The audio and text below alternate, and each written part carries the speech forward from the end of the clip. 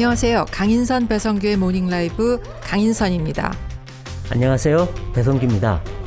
오늘 주제는 서울시장 후보 단일화입니다. 국민의힘 오세훈 후보와 국민의당 안철수 후보는 아름다운 단일화를 예고했었죠.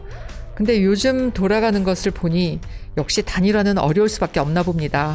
네, 양측은 후보 간에 긴밀한 소통을 하고 있다고 하면서도 이 19일 단일화는 변함이 없다 공언은 했지만 그런데 사실은 좀 아슬아슬합니다. 오늘 모닝라이브에선 야권 서울시장 후보 단일화 문제를 짚어보겠습니다. 이 소식을 전해주실 조선일보 정치부의 두 기자 나오셨습니다. 두 분 자기소개 부탁드릴게요. 안녕하세요. 조선일보 정치부에서 야권을 담당하고 있는 최승현 차장입니다. 네, 안녕하세요. 최경훈입니다. 국민의힘과 국민의당 서울시장 후보 단일화가 도대체 왜 이렇게 삐걱대는 겁니까? 후보 간에는 소통이 되는데 당대당 협상에서 불화가 있는 것처럼 보이기도 하고 실제 상황이 어떤 건가요? 이제는 후보 간에 소통이 되다가 후보 간에 열전을 벌이는 상황이 됐는데 그렇죠. 일단 당대당 협상 과정부터 좀 말씀을 드릴게요. 일단 최근에 당대당 협상에서 이게 후보들은 전면에 나서지 않고 후보들을 대표하는 대리인들이 고성이 오가는 다툼을 벌인 적이 있었습니다. 그렇죠. 그래서 14일로 예정됐던 비전 발표회가 무산이 됐고 네. 이 오 후보와 안 후보가 둘 다 출연하는 그런 행사였는데 네. 그 상황에서 오세훈 후보하고 안철수 후보가 통화를 해서 15일 오늘 비전 발표회를 하기로 합의는 했습니다. 네. 그래서 오늘 이것이 진행이 될 것이고 하긴 하는 건 맞습니까? 하긴 합니다. 네. 그리고 이제 추후 협상도 계속 될 텐데 네. 그런데 오늘 아침에 어제 저녁부터 이어진 상황인데 오세훈 후보하고 안철수 후보가 아주 거칠게 설전을 벌였죠. 그렇죠. 제가 조금 소개를 해드리면 네. 오 후보는 이렇게 얘기를 했습니다. 안철수 후보가 시장이 되고 당 외곽의 다른 유력 주자들과 결합을 하면 야권은 100% 분열이 된다. 네. 그러니까 안철수 후보는 뭐라고 했냐. 문재인 정부의 서슬이 시퍼럴 때 어디 계셨는지도 잘 기억나지 않는 분이 야권 분열의 중심이다라고 저를 비판하는데 이해할 수 없다. 이런 식이라면 3자 구도로 가겠다는 것이냐. 아이고, 이런 얘기까지 나왔어요. 예, 거의 배수의 진 치는 것 같은 그런 느낌도 주네요. 자, 이 상황을 보면 참 야권 단일화 쉽지가 않은 상황인데 언젠가 말을 했지만 야당은 이길 수 있는 선거도 지는 아주 묘한 재주를 타고났잖아요. 그래서 이 단일화 게임은 또 더군다나 여당의 특기죠. 야당은 큰 선거에서 단일화를 해본 일이 별로 없잖아요. 그러니까 이런 것 때문에 이번에 정말 말로만 이러다가 정말 사고 치는 거 아니냐 이런 우려들이 있어요. 예, 그 야권 단일화에 대해서는 다들 당연히 될 거라고 생각을 했었는데 저도 그렇게 생각을 했는데 네. 어제 오늘 상황을 보면서 약간 불안감이 들긴 시작했습니다. 네. 특히 이제 어저께부터 야권 후보로 누가 적합하느냐, 누가 네. 경쟁력이 있느냐 이 두 가지를 물어보는 여론조사들이 나오기 시작했잖아요. 그렇죠. 둘 다 나왔죠. 그것을 보면서 각 후보 측이 굉장히 예민하게 반응을 하기 시작했거든요. 그렇죠. 사실은 오늘 오세훈 후보가 굉장히 세게 안 후보를 비판하긴 했지만 그 시발점은 어저께 저녁에 안철수 후보가 더 큰 이번 발언을 하면서 그렇죠. 윤석열 전 총장을 포함해서 더 큰 이번으로 본인이 서울시장이 되면 더 큰 이번을 만들겠다. 그러니까 이제 오세훈 후보가 약간 압박을 느낀 것 같아요. 네. 그러니까 이 과정에서 이런 이제 다툼을 보면서 불안해지는 것은 문재인 정권의 여러 가지 실정에 시달리고 있는 네. 야권 지지층, 네. 민심이라고 봐야겠죠. 네. 그래서 이제 어제 저녁부터 오늘 아침까지 각종 우려가 쏟아지고 있는데 네. 저한테도 전화가 많이 옵니다. 그렇죠. 그런데 저는 그럼에도 불구하고 이 두 분이 네. 여기서 단일화를 깨고 각자 출마를 한다든지 네. 이런 상황이 되면 선거에는 반드시 질 수밖에 없고 그렇죠. 여권 지지층이라고 가만히 있는 거 아닙니다. 그분들도 지금 결집하고 있거든요. 그렇죠. 그리고 막상 선거 때가 되면 결국에는 2, 3% 네. 작게는 1, 2% 차이에 박빙승부가 될 수밖에 없어요. 이런 선거는. 네. 그렇기 때문에 단일화가 안 돼도 이길 수 있다. 그런 생각으로, 그런 안이한 생각으로 각자 출마하는 아주 그 자해적인 판단을 하게 될 경우 둘 다 정치 생명이 끝날 수 있기 때문에 그렇죠. 여의도에 발붙이고 살기 힘들죠. 그렇죠. 네. 그렇기 때문에 저는 두 분이 약속을 했던 19일까지는 단일화가 될 것이라고 아직은 보는 입장입니다. 실무적으로 말이에요. 17일, 18일 여론조사면 솔직히 말하면 지금은 모든 게 합의가 되고 또 토론이든 비전 발표든 다 끝났어야 돼요. 솔직히 말하면. 근데 아직도 싸움을 하고 있다는 거는 이러다가 정말 여론조사는 제대로 되는 건지 19일날 후보 등록 2명 다 하는 거 아니에요? 이러다가 일단? 뭐 배성규 위원님 잘 아시겠지만 정치권이라는 게 워낙 번개불에 콩 구워 먹듯이 그냥 예. 순식간에 또 일이 진행이 되면 되기 때문에 네. 저는 17일 오전이 마지노선이라고 봅니다. 17일 오전. 네. 예. 그러니까 뭐 협상이 그 마무리되는 게 그렇죠. 그러니까 토론 같은 거는 그 사이에 진행이 돼야겠죠. 네네. 근데 TV 토론은 지금 사실상 쟁점이 아니에요. TV 토론은 뭐 어차피 선관위에서 단일화 토론은 한 번밖에 못 한다고 했기 때문에 네. 그 토론을 한 번 하면 되는 것이고 네. 뭐 유튜브 토론은 지금 상황에서는 더 이상 하기는 뭐, 어려울 것 같아요. 그렇죠. 뭐. 그리고 결국엔 아까 제가 말씀드린 것처럼 이 단일화 문항 네. 이걸 가지고 계속 줄다리기를 할 텐데 네. 그것을 17일 오전까지만 합의를 하게 되면 뭐 17일 오후부터 18일까지 여론조사를 돌리고 네. 그다음에 19일 오전에 확인을 해서 그때 이긴 사람이 최종 승자가 되면 되는 겁니다. 근데 여기 함정이 하나가 더 있는데 네. 이 단일화 적합도 문항이 가장 큰 쟁점이지만 아직 이제 양측 협상단에서 이 얘기는 꺼내놓지는 않고 있는 상황인데 지금 여론조사 기관을 2개를 선택해서 2군데서 하기로 돼 있어요. 누가 하느냐? 그다음에 승자를 어떻게 가리냐? 누가 하느냐? 예. 그다음에 더 중요한 것은 한 곳은 오 후보가 이기고 한 곳은 안 후보가 이기는 결과가 나왔을 때 어떻게 할 어떻게 할 것이냐? 것인가. 그 퍼센테이지 차이를 합산해서 할 것이냐? 어떻게 할 그렇죠. 것이냐? 네. 그러니까 따질 게 굉장히 많아요. 네. 그래서 오늘 사실상 마지막이다라는 각오로 양측이 또 협상을 한다고 하는데 네. 저는 오늘도 뚜렷이 결과가 나오기가 쉽진 않을 것 같다는 생각이 듭니다. 이러면 뭐 또 내일 또 가봐야 되는데 쉽지 않아 보이기도 하고요. 근데 두 후보가 아까 우리 최승현 기자가 말한 대로 단일화를 못하면 결국 여의도에 그러니까 앞으로 이제 여의도에 발을 못 딛는 그런 상황이 될 거다라고 하는 절박감을 둘 다 정확하게 느끼고 있나요? 저는 두 분 다 지금 여전히 단일화는 반드시 해야 된다는 절박감은 갖고 있는데 이게 오늘이나 내일 나올 또 여론조사들이 또 변수가 될 수 있어요. 지금 그렇죠. 3자 대결에서도 오세훈 후보가 이긴다라는 여론조사 결과가 지금 나오고 있거든요. 아 그래요? 그렇게 오세훈 후보가 상승세인가요? 여론조사상으로는 그렇습니다. 그럼 또 마음이 또 변하겠죠. 네, 이 리얼미터가 지금 곧 나올 신문인 문화일보 의뢰로 조사한 결과를 보면 네, 오세훈 35.6%, 네. 박영선 33.3%, 안철수 25.1%가 나왔어요. 허허. 그러니까 이런 것들이 사람 마음이라는 게 네. 또 금방금방 바뀌기도 하잖아요. 그렇죠. 그렇죠. 네, 그러니까 이제 위기의식을 갖고 있다가 이런 여론조사들을 보면 또 마음이 흔들릴 수도 있거든요. 네. 그리고 지금 두 후보를 보면 오늘 이제 인터뷰도 보시겠지만 이 윤석열 전 총장 잡기 경쟁을 상당히 치열하게 하는데 안철수 후보는 뭐 자기가 윤석열을 아우르는 제 2번 정당을 하겠다고 하고 그러니까 바로 오세훈 후보는 윤 총장이 단일화 국면에서는 완전 중립이라고 했다. 저쪽 편 든다고 한 적 없다라고 자기한테 쪽에 홍보했다고 했거든요. 이런 거 보면 완전히 윤석열을 누가 먹느냐 뭐 이런 싸움을 하는 것 같아요. 두 사람이 지금.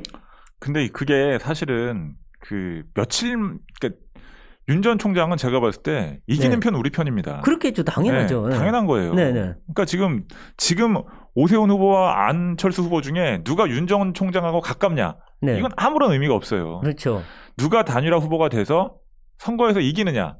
그럼 그 사람은 당연히 야권이 뭐 재편이 되든 야권이 네. 확대가 되든 그러니까 야권이 새롭게 정립되는 과정에서 중심에 서겠죠. 그리고 네. 윤 전 총장은 어쨌든 야권에서 가장 유력한 대선 주자이기 때문에 그 재보선 이번 선거를 통해서 당선된 서울시장과 야권을 이끌어가는 양대 축이 될 수밖에 없거든요. 그렇죠. 근데 지금 서로 누가 윤 전 총장하고 가깝느냐를 갖고 싸우는 것은 어떻게 보면은 아주 근시안적인 그런 논쟁이라고 봐야겠죠. 근데 이 박영선 후보 입장에서는 가장 지금 바라고 있는 게 야권 후보 단일화 깨지는 거 아니겠어요? 아름답기는커녕 더티한 후보 단일화 결렬 이렇게 가길 바라고 있을 텐데 그러면 승산이 있는 거 아닌가요? 제가 보기에는 이 LH 비리 의혹 등 각종 악재가 쏟아지고 있지만 3자 대결로 가면 100% 저는 야권 후보가 진다고 생각을 합니다. 아까는 이기는 그 여론조사도 나왔다고 하셨는데. 여론조사에서는 그렇게 나오지만 이 수차례 그 상황이 되면 수많은 선거를 거쳤지만 선거가 되면 이 항상 여권 지지층과 야권 지지층은 결집하게 돼 있고 그렇죠. 지금은 이게 사실 투표율이 낮은 재보궐선거들이라고 그러니까 재보궐선거의 경우 통상적으로 투표율이 낮다고 하지만 이번 선거는 전혀 그렇지가 않을 것 같아요. 네. 여권은 여권대로 야권은 야권대로 결집을 그렇죠. 할 텐데 많이 나오시겠죠, 유권자들이. 네. 야권이 결집을 하려고 나왔는데 어디로 가야 될지 모르겠다. 네. 두 개로 갈라져 있네. 그렇죠. 가야 될 가게가 두 개로 갈라져 있네. 그러면은 결국에는 박영선 후보가 이길 수밖에 없는 거죠. 필패라고 생각합니다. 실패다. 네. 아하. 그리고 제 느낌엔 그래요. 이번에 후보 단일화를 제대로 못하면 대선 때도 후보 단일화 못 해낼 것 같아요. 그렇지 않아요? 그렇죠. 한번 실패의 기억이 계속 누적되면 서로 못 감정의 믿는 골이 거니까. 쌓이는데. 네. 되게 중요한 말씀 해주신 것 같은데 사실은 이 현재 여권에 비해서 야권은 단일화에 대한 아름다운 기억이 별로 없어요. 없습니다. 사실은 단일화를 할 필요도 없었었고 과거에는. 네. 해본 경험도 거의 없고. 그렇죠. 근데 여권은 그런 것들을 여러 차례 시도를 했고 서로 간의 이해관계를 어떻게 조율해야 되는지도 노하우가 있어요. 그러니까요. 그렇기 때문에 이번에 단일화를 잘해야 심지어 이번에 단일화가 잘 되면 그러니까 두 후보의 세력이 비등하잖아요. 지지율도 그렇고. 근데 이 단일화가 아름답게 됐다. 그럼 향후에도 이 보수 야권 입장에서는 아름다운 단일화의 모범 사례가 생기는 겁니다. 네. 그러니까 지금 대선에는 윤석열 전 총장이 강력한 야권 대선 주자로 그 주목받고 있지만 그 외에도 홍준표 의원도 있고 유승민 전 의원도 있잖아요. 네, 그럼요. 그 사람들도 이 현재의 사례를 보면서 네. 이후에 1년 후에 대선의 단일화 사례를 학습하는 어떤 네. 계기로 삼을 수 있습니다. 그래서 이번에 보면 김종인 위원장이든 오세훈 후보든 제대로 좀 양보할 줄 아는 단일화를 한다면 다음번에 윤석열 전 총장도 대선 때 가면 어떻게 하려고 그래요? 이렇게 안철수 후보하고도 싸우면은 또 윤석열 전 총장도 나중에 싸움질 벌어지지 말라는 보장이 있나요? 김종인 위원장은 안철수 후보에 대해서 그동안의 정치 활동 과정에서 좀 네. 실망한 부분이 있는 것 같아요. 그런데 지금은 이 안철수 후보, 그러니까 국민의힘 입장에서는 반드시 안철수 후보를 이겨야지 당세가 유지가 되고 네. 그다음에 이 국민의힘 중심으로 윤석열 전 총장을 영입을 해가지고 네. 다음 대선에서도 승리할 수 있다. 그래서 지금 현재의 제1야당이 집권 정당이 될 수 있다라는 그런 이제 플랜이 있는 거죠. 김종인 위원장 머릿속에는. 근데 요번에 단일화 못하면 요번도 못 이기고 다음도 못 이길 것 같은데 너무 근시안적인 거 아니에요? 그렇기 때문에 저도 이제 김종인 위원장이나 그다음에 오세훈 후보가 네. 양보하면 양보할수록 단일화라는 그러니까요. 거는 국민들이 보기에 참 그러니까 이른바 대인배스럽다. 당연하죠. 라는 느낌을 네. 주는 사람에게 네. 국민들이 뭐 여론조사에 참여하든 뭐 어떤 식으로 이제 단일화 과정을 밟게 되든 간에 국민들이 더 눈길을 주고 네. 그다음에 애정을 쏟게 마련인데 지금 김종인 위원장이나 오세훈 후보나 그리고 뭐 안철수 후보도 마찬가지고 네. 너무 서로 간에 이 신경질적인 맞아요, 반응들을 맞아요. 계속 하고 있는 중이에요. 그래서 공진단이 오갈 때는 상당히 대인배들인 줄 알았더니 지금 보니까 그렇게 큰 대인배들은 아닌가 봐요, 이게. 뭐 그분들이 대인배인지 소인배인지 제가 뭐 판단을 해드리기는 좀 어려울 것 같고요. 근데 어쨌든 정치라는 거는 사실은 근데 결국에는 선거 내지는 후보 단일화 이런 것들 이게 오로어 나스인 게임이잖아요. 네. 결국에는 굉장히 극도로 예민하고 마지막에는 상대방에 대한 비방을 하고 싶지 않아도 하게 되는 경우들이 많아요. 그건 맞습니다. 그런 측면도 이해를 해야 되는데 어쨌든 이 일반 국민 입장에서 특히 야권을 지지하는 사람들 입장에서는 그런 과정이 최대한 부드럽고 자연스럽게 마지막에는 서로를 존중하면서 진행되기를 바라는 마음이기는 다 똑같을 것 같습니다. 네. 야권에서는 누가 후보로 나오더라도 민주당의 박영선 후보와의 대결에서 이길 수 있다는 여론조사 결과가 나왔는데요. 이런 현상은 LH 비리 의혹으로 인한 일시적으로 일어나는 일일까요? 아니면은 어떤 것인지 민주당에서는 이런 상황을 어떻게 보고 있습니까? 네, 그 민주당에서는 확실히 그 LH 사태, 그 악재가 지금 모든 걸 집어삼킨 상황이다. 현재 그 선거를 3주 정도 앞둔 시점에서 왜냐하면 그 박영선 후보가 1월 말에 이제 출마 선언을 하고 원래 구도 자체가 박원순 시장의 어떤 성추문 사건으로 빚어진 선거기 때문에 구도가 안 좋았는데 이 초반에 이제 우상호 의원하고 그 경선 레이스를 펼치는 과정에서 큰 이런 뭐 이렇게 그 논란이나 잡음이 크게 없었습니다. 맞아요. 예. 그래서 자기의 어떤 정책 이슈 캠페인 중심으로 진행을 하면서 꽤 여론 지지율이 앞서 나갔거든요. 그렇죠. 오세훈 후보든 그때는 이제 오세훈 나경원은 국민의힘 경선을 하고 그렇죠. 있었고 예. 안철수 대표한테도 앞서 나갔었는데 이 LH 사건이 터지면서 이게 완전히 지금 이 전세가 고착화된 분위기처럼 돼 있지 않습니까? 그 고민이 민주당에서도 상당히 지금 많습니다. 많고 뭐 박영선 후보가 그 변창흠 장관, 국토부 장관에 대한 거취를 대통령께 건의하겠다. 그 다음에 특검을 도입하자. 그 다음에는 이제 본인이 시장에 당선되면 서울시 공무원, 그 다음에 산하기관 공기업 직원 전원에 대한 토지 투기, 부동산 투기 전수조사를 하겠다. 이렇게 강수를 계속 던지고 있는데 이걸 거꾸로 뒤집어 보면 그만큼 지금 LH 악재가 상당한 영향을 주고 있다. 이렇게 보고 있다고 봐야 될 것 같습니다. 그러면 지금 LH 비리 의혹으로 인한 이런 상황을 일시적인 걸로 보고 있나요? 아니면은 장기적으로 이게 어려운 일이 될 거라고 보고 있는 건가요? 지금 민주당 박 후보 측과 민주당의 기류는 좀 두 가지 엇갈린 기류가 있는데요. 이 LH 사태가 지금 가뜩이나 성난 그 부동산 민심에 불을 질렀다. 특히나 이 LH 비리라는 게 그 어떻게 보면 형평, 공정의 문제를 지금 굉장히 자극한 거거든요. 그렇죠? 불법성 여부뿐만 아니라 지금 전셋값이 그냥 천정을 모를 정도로 오르고 있고 내 집 한 칸 마련하기가 어려워서 지금 이 분노한 부동산 민심이 저변에 깔려 있는데 거기에 이렇게 부러지는 거기 때문에 구조적 요인이 있다고 보는 시각이 있고 그런데 한편으로는 이 아직 3주 아시다시피 선거의 중요 선거에서 3주라는 시간은 짧다면 짧지만 또 길다면 긴 시간이지 않습니까? 네.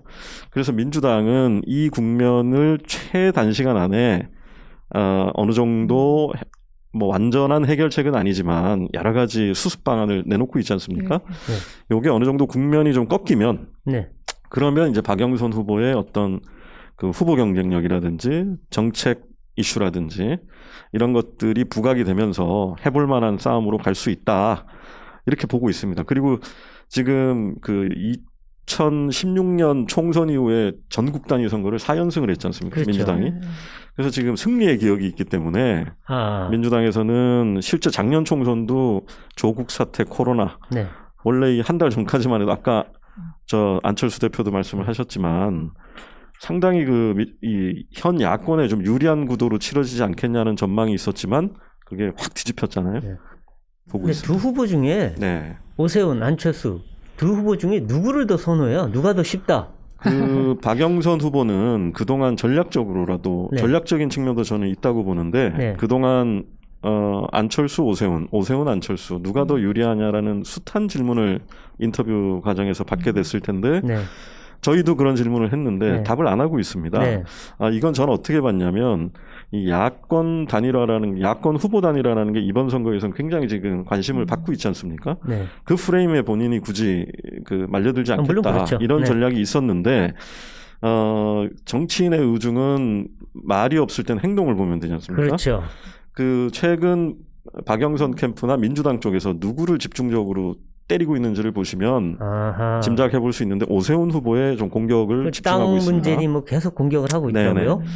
그러다 보니까 이게 이제 이런 걸로 보입니다. 뭐냐면 오세훈 후보는 어쨌든 서울시장을 재선하면서 5년 정도 재임을 했죠. 네. 서울시정에 대해서 그래도 기본적인 안목이 있는 겁니다. 네. 이 어떤 경험이 있기 예. 때문에. 그러면 이게 본선 무대에서 TV 토론이 붙었을 때 네. 이 서울시정에 대한 기본적인 경험과 노하우가 있는 오 시장을 상대로 TV 토론을 하는 게 네. 박영선 후보 입장에서는 안철수 후보보다는 조금 부담스러울 수 있습니다. 그리고 이 박빙의 승부로 가면 이 양당 대결 구도로 가면 국민의힘도 어쨌든 과거보다는 조금 뭐 이렇게 선거에서 고전하긴 했지만 그래도 전통 있는 정당이지 않습니까? 네. 조직세가 있단 말입니다. 그렇죠. 그러면 이런 저런 여러 가지 그 오 후보가 갖고 있는 장점을 분석해 보면 네. 안철수 후보가 상대적으로 조금 더 아주 편하다기보다는 상대적으로 조금 더 대응하기 좋다. 네. 네. 그리고 이제 TV 토론에 대한 어떤 좀 상대적인 강점을 박 후보 쪽은 좀 느끼고 있는 것 같고요. 안 후보에 네. 대해서는. 그렇기 때문에 오 후보의 공격을 지금 집중하고 있다. 이렇게 보면 될 것 같습니다. 이건 그냥 별로 중요한 건 아니지만 네. 여권 후보 단일화는 되고 있는 겁니까? 뭐 김진애 후보랑 그냥 재미로 네. 재미로. 아, 그런 게 있었던가? 굉장히 여권에서 중요하게 보는 단일화인데 그래요? 의외로 좀 관심이 저만 관심이었군요. 왜냐하면 지금 이게 방송은 내일 되겠지만 네. 오늘 네. 그 토론이 있습니다. 아, 박영선 후보하고 네. 김진애 후보하고 네, 네. 그래서 실제로 우리 박영선 후보, 김진애 후보도 후보 등록에 맞춰서 네. 그 단일화 여론조사 단일화를 하기로 합의를 봤고요. 네. 그 토론도 오늘 하고 그럼- 여권 단일화가 훨씬 잘 진전되네요. 지금 보니까 관심은 없지만. 예, 그런데 이제 김진애 후보가 그 도시건축을 전공을 네, 했습니다. 네. 그리고 좀 걸크러쉬 느낌의 그 느낌이 있죠. 좀 센 언니 요즘 말로. 네네. 그리고 국회의원도 이미 재선입니다. 과거에도 한번 하신 분이고, 네. 물론 이번에 사퇴를 하신다고 했지만, 네. 그러니까 이분이 지금 박영선 후보의 어떤 도시개발 공약이라든지, 네. 또 어떤 정체성 문제를 가지고 굉장히 좀 예리하게 공격을 하고 있습니다. 그래서 순순히 우상호 의원하고 민주당 내 경선을 할 때보다는 조금 박영선 후보가 조금 뭐라 그럴까요? 조금 뭔가 지금 갈 길은 먼데, 좀 이렇게 단일화의 이 부담 이런 부분은 힘을 좀 조금 뺏기는 힘을 빼는 영향을, 이런 예. 뺏기는 이런 약간의 부담은 있는 것 같습니다. 네. 자, 그럼 여기서 이 오세훈, 안철수, 오세훈 두 후보와 직접 전화 인터뷰를 해보겠습니다. 먼저 국민의힘 오세훈 후보입니다. 네, 여보세요? 여보세요? 아, 네, 저입니다. 네. 오 의원님 안녕하세요. 네, 네. 모닝 라이브의 배성규입니다. 네, 안녕하세요. 네, 바쁘신데 저희 전화 인터뷰에 응해주셔서 감사합니다. 아, 네, 안녕하세요. 반갑습니다. 네. 지금 단일화 협상이 상당히 난항을 겪고 있다는 느낌을 주는데요. 이 네. 가장 큰 이유가 무엇입니까? 뭐 여러 가지 이유가 있는데 네. 이렇게 논의가 진행되는 과정에서 뭐 하나하나 말씀드리면 그건 상대 측에 대한 도리는 아닌 것 같고요. 네. 이제 단일화 협상이 한 8분 응선은 넘었다고 생각합니다. 사실 뭐 8분이요? 처음에 그 여론조사가 아닌 다른 형태도 제안이 됐었고 한데 저희들이 다 대승적 차원에서 양보했지 않습니까? 네네. 이제 구체적인 방법론만 좀 몇 가지 합의를 하면 될 것 같습니다. 네. 근데 이 일각에서는 제1야당 후보인데 그냥 좀 더 통 크게 한 번 더 뭐 양보하고 넘어가실 생각은 없느냐 이런 얘기도 있거든요. 예, 그렇게 하고 싶고요. 다만 또 지금은 제 후보 개인 신분이 아니라 제1야당의 공당의 대표 선수로서의 후보이기 때문에 제 개인적인 결단이나 이런 것에 의존하는 것보다 당에서 선출한 그 협상 팀원들 의견도 존중을 해야 되는 단계이기 때문에 네. 그분들께 단호함과 함께 유연성도 함께 좀 발휘해달라 하는 취지의 당부의 말씀을 드렸습니다. 네. 네, 안녕하세요. 저 8분 응선이라고 말씀을 하셨는데, 네. 근데 그럼에도 불구하고 이러다가 단일화가 깨지는 거 아니냐. 그렇게 우려하는 목소리가 많이 나오는데, 19일 단일화 이루어진다고 공언하실 수 있으신가요? 네, 공언할 수 있습니다. 아, 진짜요? 네. 이거 자신감 있게 말씀하시네요. 예, 지금 여당에서는 오세훈 후보의 뭐 내곡동 땅 보상과 관련해서 공격을 계속 하고 있는데요. 네. 오 후보님 뭐 이런 부분 정말 한 점 부끄럼 없다는 입장이셨는데 정말 조금도 문제가 없는 겁니까? 예, 정말 모함입니다. 모함입니까? 근데 이게 네. 사실이 아닌 걸로 드러났다 이런 얘기도 있었는데 어떤 건가요? 아이고, 참. 첫째는요, 상속받은 땅입니다. 네. 1970년에 저희 장인어른이 돌아가셨어요. 상속받은 땅이라는 게 일단 중요하고요. 네. 두 번째는 그 시절에 그 보금자리 주택으로 지정되기 훨씬 전에 상속받을 때는 정말 가치가 없는, 강남이 개발 안 됐을 때니까요, 그때는. 네. 그런 땅이었고요. 그거를 제가 시장이 되기 전에 네. 문재인 정부 말기 국토부가 국민 임대주택 단지로 예정지구로 지정을 합니다. 네. 예, 그러니까 제가 시장이 되기 전이니까 네. 저를 위해서 무슨 뭐 특혜를 베풀었다 이런 거는 어불성설이죠. 전혀 논리가 맞지 않죠. 네. 세 번째는 국민 임대주택 특별법이 나중에 보금자리 특별법으로 MB 정부 때 바뀌게 됩니다. 네. 그래서 사실 그 똑같은 땅이 이름이 보금자리 주택으로 바뀐 겁니다. 그 형식적인 절차를 SH공사가 서울시를 통해서 국토부로 그 절차를 밟게 되는데요. 네. 그 서울시를 통과하는 그 자체도 국장 정결 사항입니다. 네. 저는 그게 어떻게 돌아가는지도 전혀 모르는 상태였고요. 네. 서로 알았다고 하더라도 어떻게 관여할 수 있는 형편이 아니었고요. 네. 그 점이 이제 어저께 SH공사의 그 조사 결과 아무 문제 없다는 게 SH공사 발로 나왔습니다. 발표가. 네. 오세훈 후보의 지지율이 급상승하고 있긴 한데 네. 중도층에서는 여전히 안철수 후보의 경쟁력이 강하다는 분석이 많이 나오고 있습니다. 네.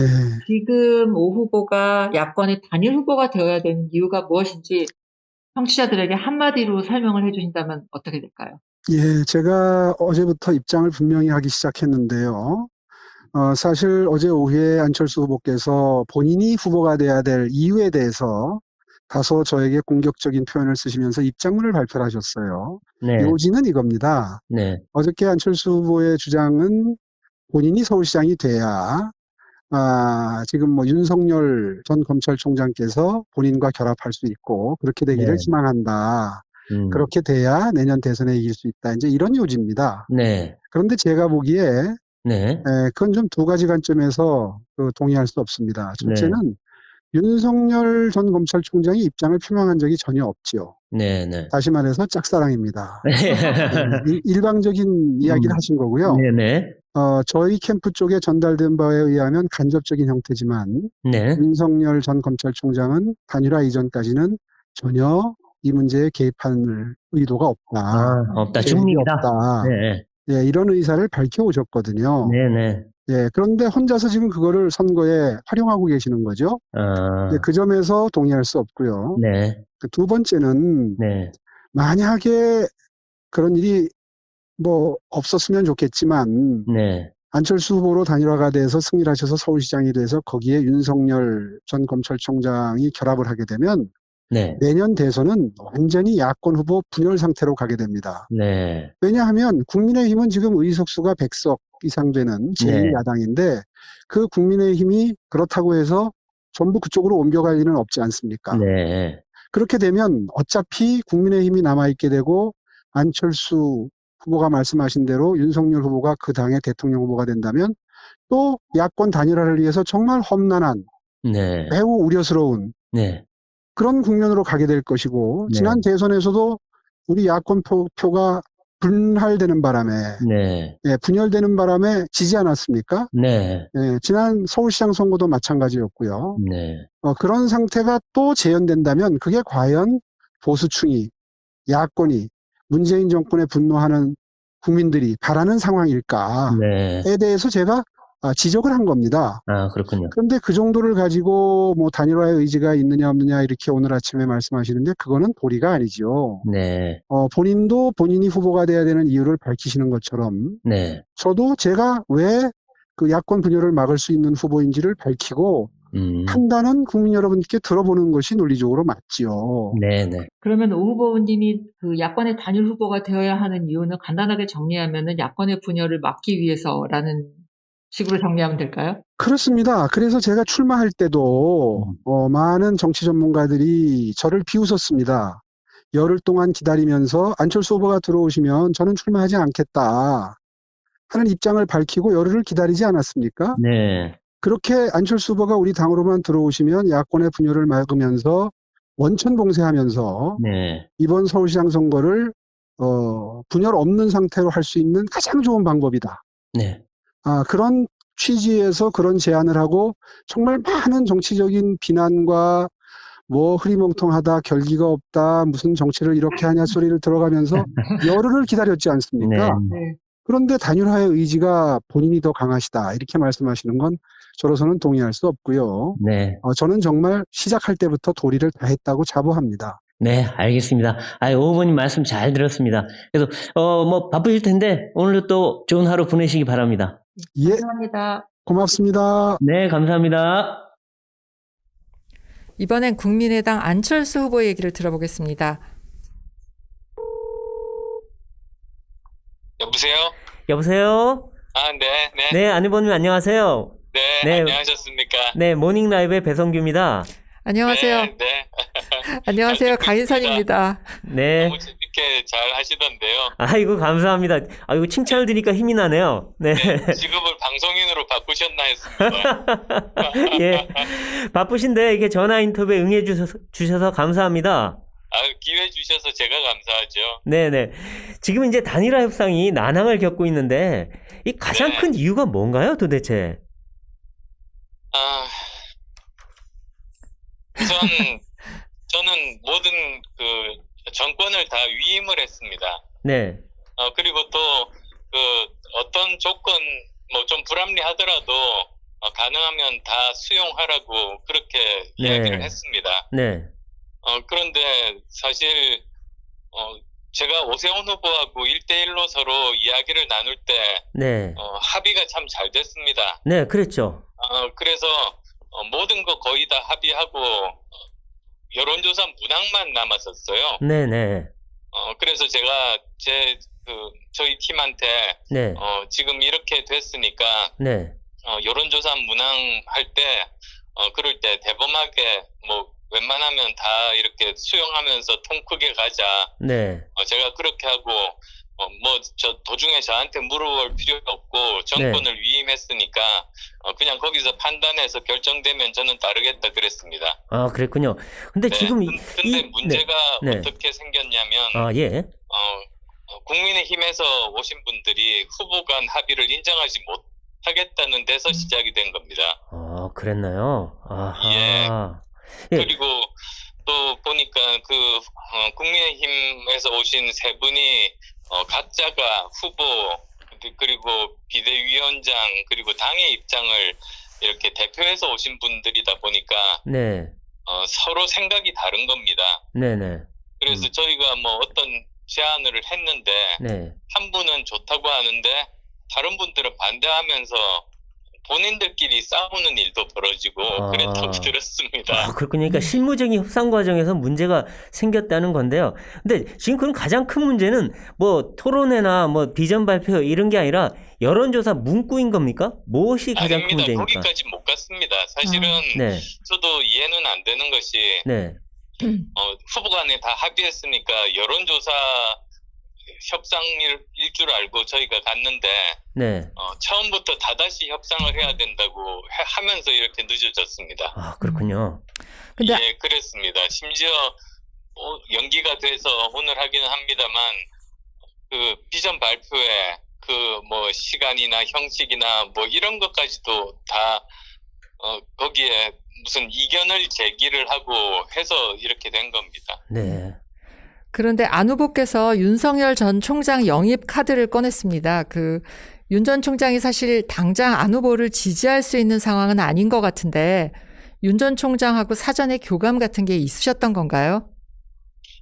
저는 제 의지를 우선은 밝혔습니다. 물론 서로 간접적으로 그 소식들을 듣고 있습니다. 전해 듣고 있습니다. 예, 네. 예. 그렇지만 제가 어제 말씀드린 것은 저는 제가 야권 단일 후보가 되고 그리고 또 선거에서 승리하면 전체 야권을 통합하는데 제 온몸을 바치겠다는 말씀을 드렸던 겁니다. 네네. 그렇게 돼서 윤 총장을 포함한 또 야권에 속하는 많은 또 좋은 분들이 있지 않으시겠습니까? 네. 그분들까지도 포함하고 그리고 또 저를 지지해 주시는 분들이 20대, 30대, 무당층, 중도층, 야권이 취약한 부분들인데요. 네. 그분들까지도 전부 야권 지지자로 만들면 그러면 내년 대선에서 승리할 수 있다고 제가 말씀드린 겁니다. 그러니까 이번 서울시장 선거의 의미가 내년 대선에서 이기기 위한 기반을 만드는 거 아니겠습니까? 네. 예. 그래서 내년 대선에서 이기기 위해서 이렇게 해야 된다고 말씀드린 건데요. 네. 네, 그 협상 과정에서 보면 후보의 의지보다는 다른 분의 의지가 훨씬 더 많이 반영된 것 아닌가 여기서 다른 분은 김종인 위원장을 말씀하시는 그런 건가요? 생각을 합니다. 그래서 저는 좀 우려가 되는 것이 네. 만약에 오세훈 후보가 단일 후보가 되고 선거에서 승리를 하더라도 네. 오히려 그렇게 되면 지금 현재 제1야당이 바뀌지 않고 바깥에 있는 사람에게 자리도 만들어주지 않으면서 네. 뭐 무릎 꿇고 들어오라고 하는 그런 모습들이 벌어지면서 오히려 분열이 될 겁니다. 강하게 말씀하시네요. 네. 저는 그 일을 막고자 하는 겁니다. 네. 근데 지금 보면 처음에는 두 분이 마음도 잘 통하셨고 후보 단일화를 아름답게 하신다 그랬는데 지금 보면 안 후보님도 오 후보님을 과거에 묶인 후보라고 공격을 하셨고 물론 반대편도 그렇습니다만 이건 좀 서로 자제해야 되는 거 아니에요? 아니, 저는 공격한 적 없습니다. 저는 네. 제가 더 경쟁력이 있는가를 설명을 드린 거였었거든요. 그런 건가요? 그러니까 저는 제가 왜 단일 후보가 되어야 되는가? 그건 뭐 여러 가지 이유가 있습니다만 첫 번째는 작년 총선 때처럼 상황이 좋다가 갑자기 나빠지더라도 저는 항상 오차범위 바깥으로 이길 수 있는 후보라는 점. 네. 그다음 또 두 번째로는 제가 과거 정부에 대해서 어떤 빚은 없거든요. 네네. 또 제가 그래서 저는 과거의 정부의 어떤 일이나 또는 그 시정에 대해서 제가 설명할 게 없습니다. 오히려 네. 제가 계속 추궁을 할 수가 있는 거죠. 이번은 민주당을 추궁해야 되는 선거인데 네. 자칫하면 과거 설명하다가 추궁 당하면서 시간을 다 보내놓으면은 그건 야권에게 손해라고 그랬었죠. 네, 그렇군요. 예. 네. 이 단일화를 둘러싼 여러 가지 노력도 있지만 사실 그걸 둘러싼 잡음과 우려가 굉장히 많은데 안 후보께서는 그럼에도 불구하고 단일화가 반드시 될 거라고 공언하실 수 있으십니까?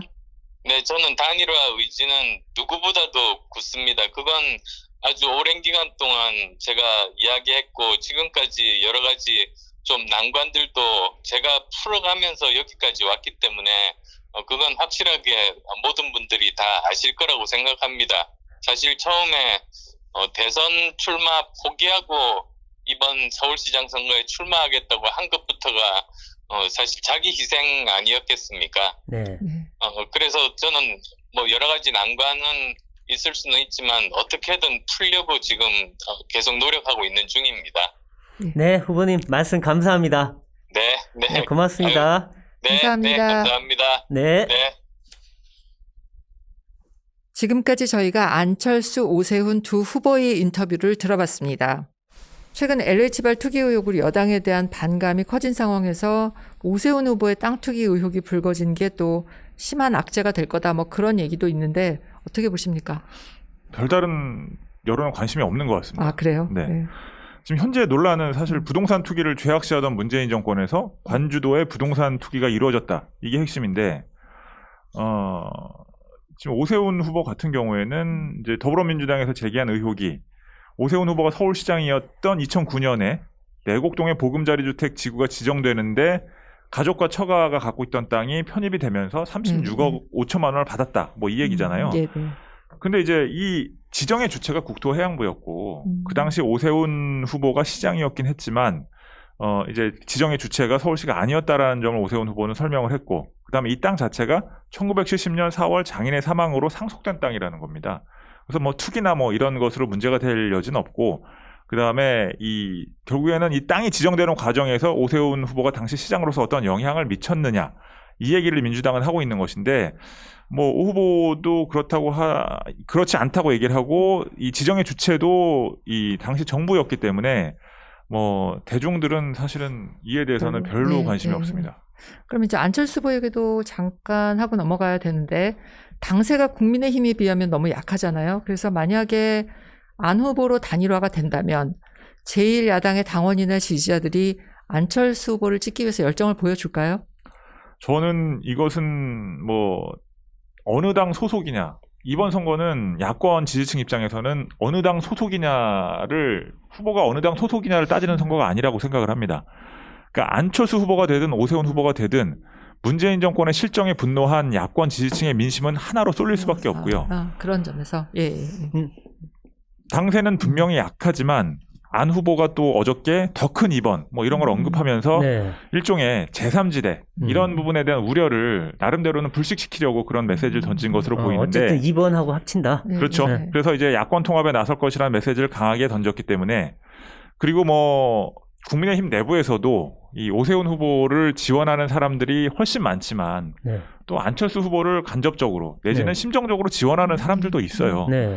그렇기 때문에 이 뭐 안철수 후보가 됐다고 해서 뭐 이 국민의힘을 지지하는 사람이나 국민의힘 쪽 사람들이 투표장에 나오지 않거나 외면할 것이다. 저는 이럴 우려는 거의 없다고 생각합니다. 근데 그 김종인 위원장이 보내준 공진단 드시고 좀 안철수 후보가 좀 몸이 약해진 것 같아요.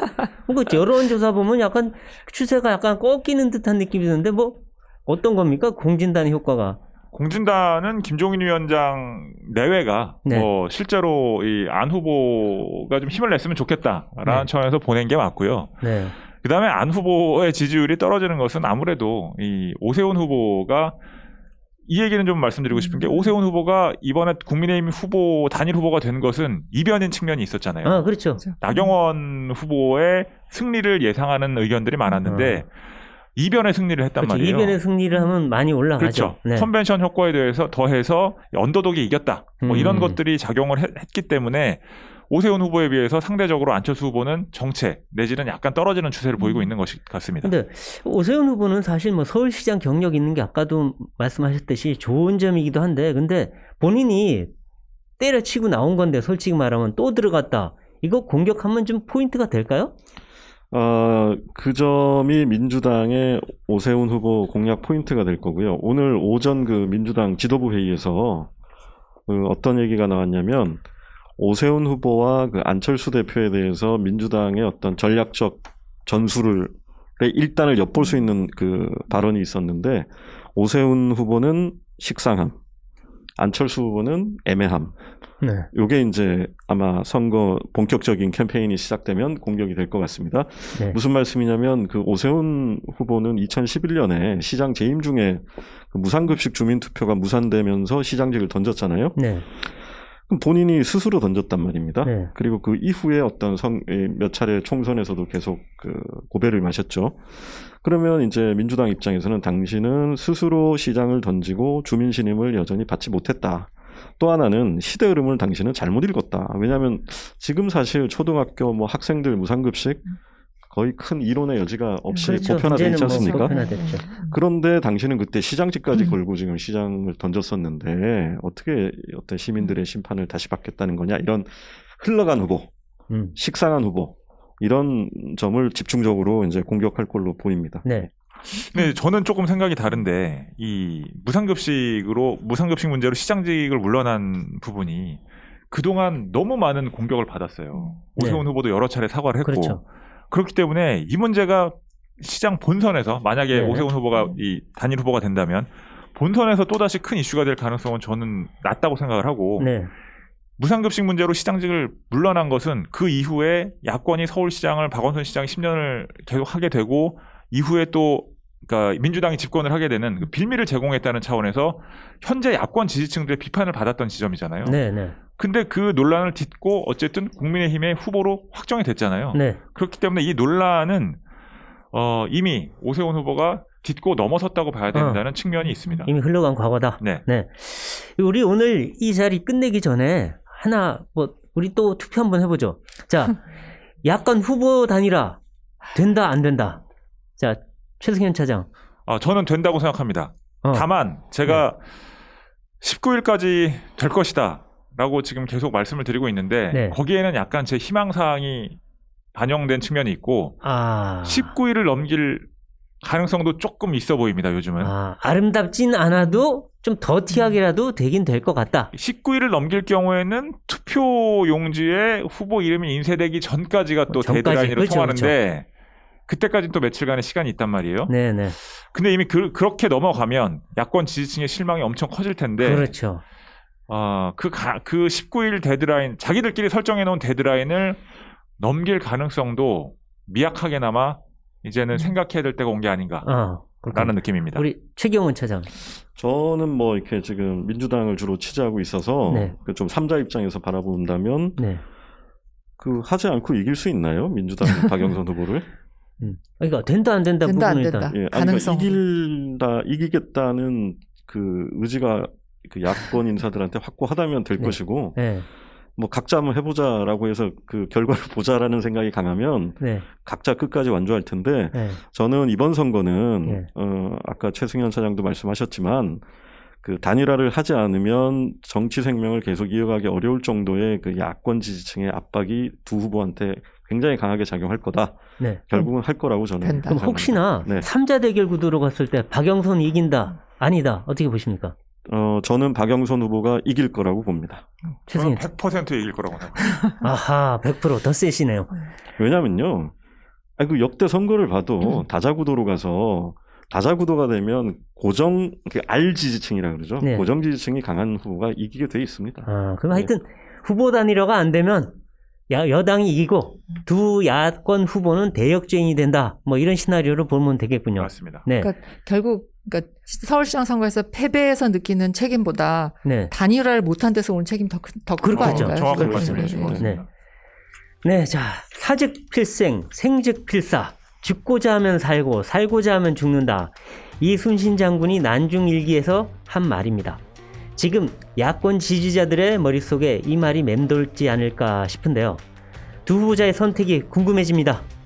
야권의 서울시장 후보 단일화가 어떻게 진행될지 궁금증이 점점 더 커지고 있습니다. 그러나 이러한 관심도 시간을 끌면 피로감이 쌓인다는 걸 두 후보가 꼭 기억해야 할 것 같습니다. 오늘 모닝라이브는 여기까지입니다. 출연해주신 최승현 기자님, 최경훈 기자님 감사합니다. 감사합니다. 감사합니다. 감사합니다.